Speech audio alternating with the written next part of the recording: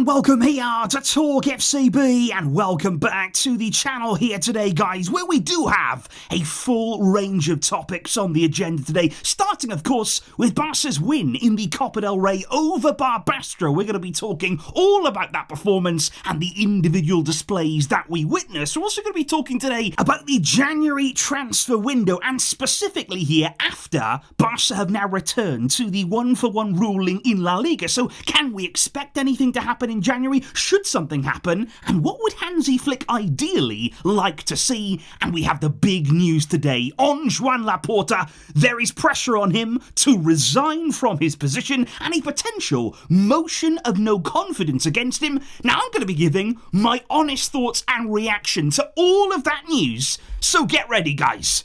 And come on, let's do this. But indeed, guys, if we do first of all begin by saying today's video is coming to you courtesy of the SofaScore app, because I know a lot of people yesterday actually struggled to watch the game live there. The Copa del Rey rights are a little bit hazy around a lot of countries here. So if you want to stay updated with the latest news, the latest scores, all of the notifications on your phone there, and also really detailed individual performance stats for each player, then please do go ahead and download the SofaScore app using the link in the description down below. That will be a really big help to the channel, and you will have a fantastic app there, right there, when you need to depend on it. Because indeed, yesterday, Barca got their Copa del Rey campaign well and truly underway, and Hansi Flick had a pretty simple start to his cup campaign as the Barcelona coach, because obviously we were playing lower league opposition. In the end, we won the game very comfortably by 4-1. Their goals coming from Eric Garcia, that was assisted by Ronald Araujo, really good cushioned header into him there after a fantastic deep cross into the box. Robert Lewandowski started the game and ended up scoring twice there. Both of those goals were assisted by Pablo Torre. We're going to be talking all about his performance, and then Pablo Torre indeed got himself on the score sheet there. 56 minutes gone in the game, capitalising on a mistake from the goalkeeper there. And I thought from Barca,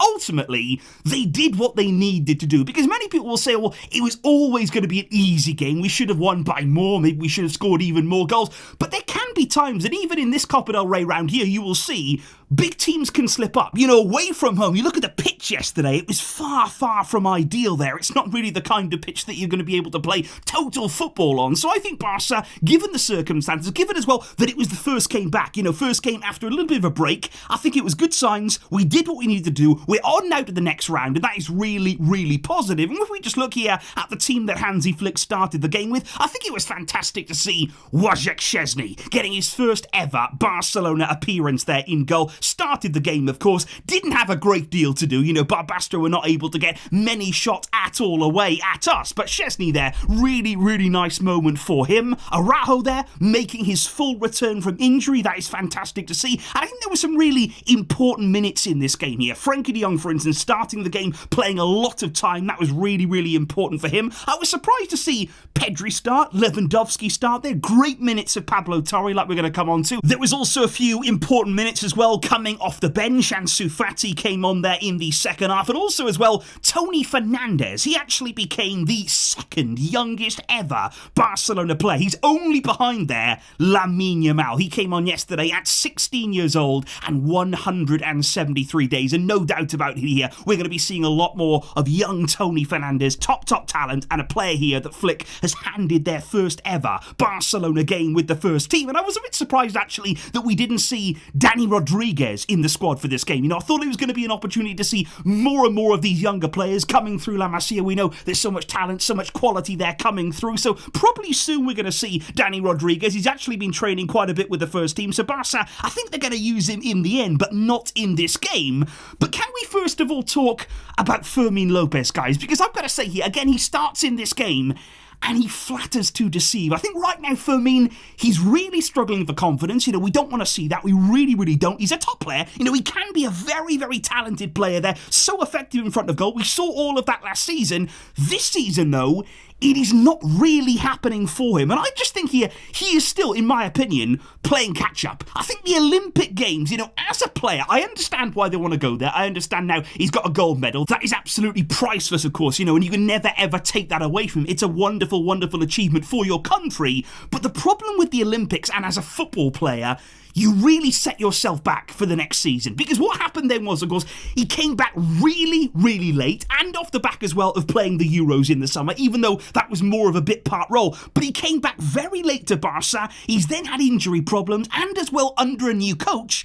And I think he's just never quite got going. You know, we've seen him being played in wider areas. I don't think he really suits it all that well out there. Although he's getting chances, you know, in front of goal, you expect him to be more clinical than he has been this season. But like I say, it's that lack of confidence. I still feel as though he is struggling to find the kind of momentum that he was showing last season. But of course, we've got to be patient with him. And given Dani Olmo's situation, of course, right now, we're going to be seeing more minutes for Fermin, more possibilities and more chances for him in the team. But he does have to improve, and he will be somebody there who's trying to get more out of himself right now.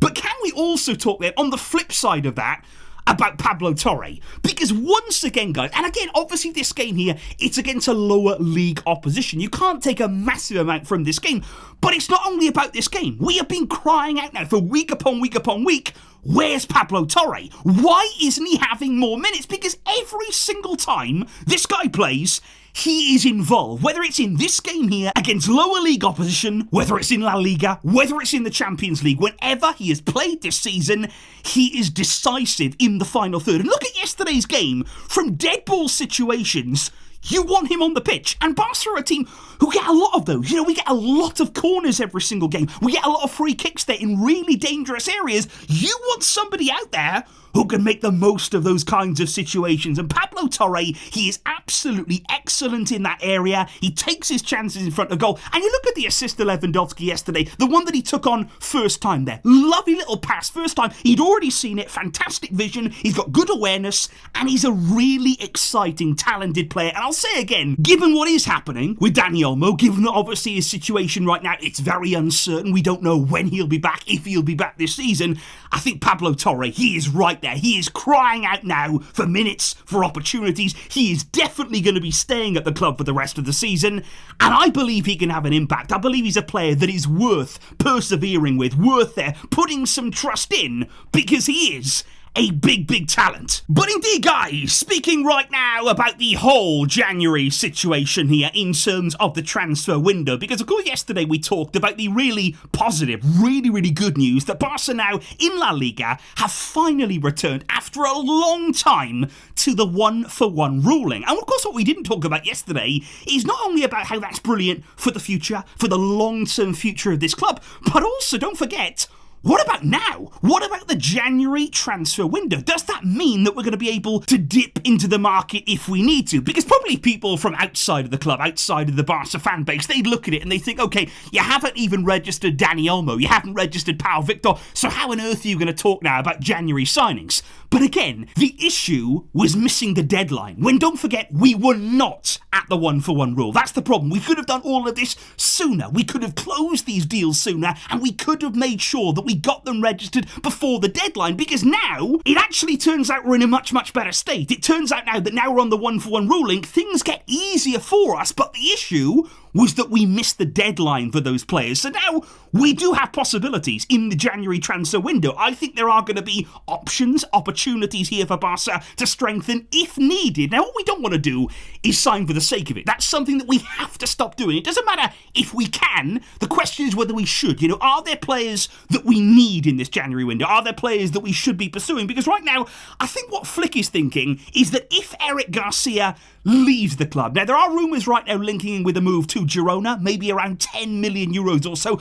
That's kind of what I'd expect them. You know, before we spoke when Barca were looking for about 25 million, I don't think that was ever going to happen. We do not sell players for that kind of sum. So maybe 10 million is round about the kind of figure that we're looking for. And if that does happen, if he was to leave, I think Hansi Flick, he's been very, very intent to the board that we need a defensive-minded midfielder. And he's felt this way for quite some time now, even going back as far as the summer there, because not only do we need one, we need cover for Marc Gasardo. You know, he's come into the first team, he's done incredibly well there, he's really, really stepped up, but we're still lacking that kind of profile. Aside from him, in terms of that midfield, a player that can stand up and hold up defensively when you need to there. So I think if Eric Garcia does go to Girona, Flick will be banging on Deco's door, banging on Laporta's door, saying, look, I need somebody to replace him, to replace that kind of profile, because we are still lacking in midfield. And of course, looking more ahead there, looking at the summer, we are already hearing a lot of different rumours linking us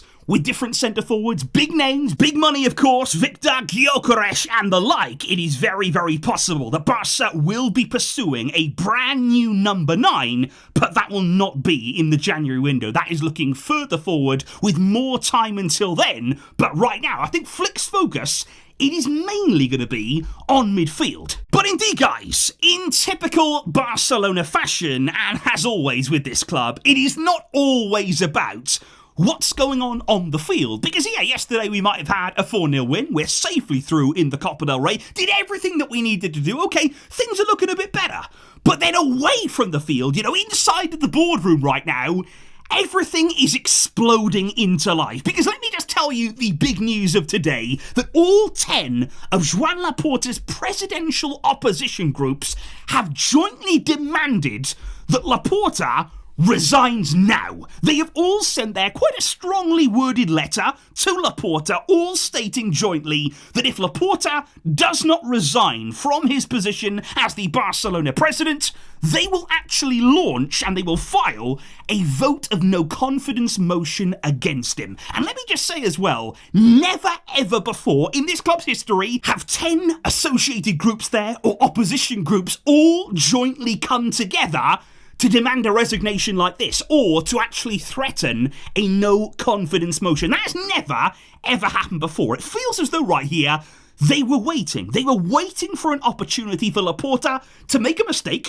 which he has done. We have all been very much highlighting that, but once that mistake has now been made, they have all pounced together. Now, before I even talk about that, can I just say, where on earth was this energy when Bartomeu was in charge? It took us years to get a vote of no confidence motion going. It took such a long time. Some of you may have been with me back then. We were making videos every single day. And even when the motion came about there to try and spread the word about it, it was hard to do. And even then, that motion was unsuccessful. And look, I don't believe here that, one, Laporta will resign. Absolutely no chance here he is going to give in to that. And I also don't believe that if they did go ahead with that vote of no confidence motion, I do not believe that that will be successful either. And can I just stress and clarify again here, guys? I do not believe that Laporta resigning would help the club. I do not believe here by Laporta giving into this, stepping down, stepping away. I don't believe that is the right option for the club right now, because I don't believe that any of those opposition groups would just come in and everything would improve, that everything would be better. Because I want to stress again, my frustration with Laporta, it is so incredibly different to my anger with somebody like Bartomeu. Because with Laporta, it feels more to me like it's like a child maybe who's at a public event and maybe they let you down. Maybe they do something there that isn't really the way that you brought them up. It wasn't really the way that you expect them to behave. And that child can do better. You know that it's in there. You know the kind of person that they are. You know that they can do more and you expect more from them. With Bartomeu, he is more like somebody responsible for losing your house, your car, all of your possessions by nearly bankrupting the entire family. Bartomeu, he's a bad guy. He is somebody there who really actively hurt the club. And I believe actively wanted to hurt us and send us there into a situation that we very nearly could never ever recover from. But Laporta, he's a guy who I believe can help the club. And he has been. He has done many, many things here to turn this club around. And we've all acknowledged that and we cannot forget that. But the problem I had was, over the past year, he's let his guard down. He has allowed here these opposition groups to start voicing their frustration, to start actually putting real pressure on him because he's taken his eye off the ball. You look at the whole Chaffee situation, you look at the way that all of that was handled, It was an absolute mess. And again, it's all in the public eye. It's in the public domain here. We're not handling things as we should be. And now, of course, the Dani Olmo situation, that was incredibly careless there. That was really poor planning to leave everything right up until the last minute and to now be in this situation where we've missed the deadline and we've got to keep going back to court. That is not really where we should be. But that's why it's frustration with Laporta as opposed to direct anger and wanting the guy out and wanting somebody new to come in. I know that he can do better. He has shown us the potential, the ability there, the fact that he can turn this club around, that we can move in the right direction. And I just want to go back to that here. I want Laporta ultimately to wise up, to face up the facts here, that he's got to get back to that level. You know, we talk about players improving, we talk about coaches improving. Well, the president here maybe has gotten a wake-up call because he's allowing those from the outside now to have a voice, to have power. Don't let them in. You need to be so good, so impressive. You do not need to make mistakes to give them ammunition. And I believe here Laporta and those around him, we've spoken about that recently, he needs better people inside of that boardroom, people here who can help him out. I think he's lacking in those kinds of characters right now and the kinds of minds that we need inside of Barca. But I just want to say again, I do not believe that Laporta should resign here. I do not believe that would help the club in this situation, in this scenario. We must move on and we must move forward together. But we have to learn from these mistakes. We cannot afford to keep dropping our guard. We cannot afford to keep making a real mess and creating these situations which hurt the club and its image.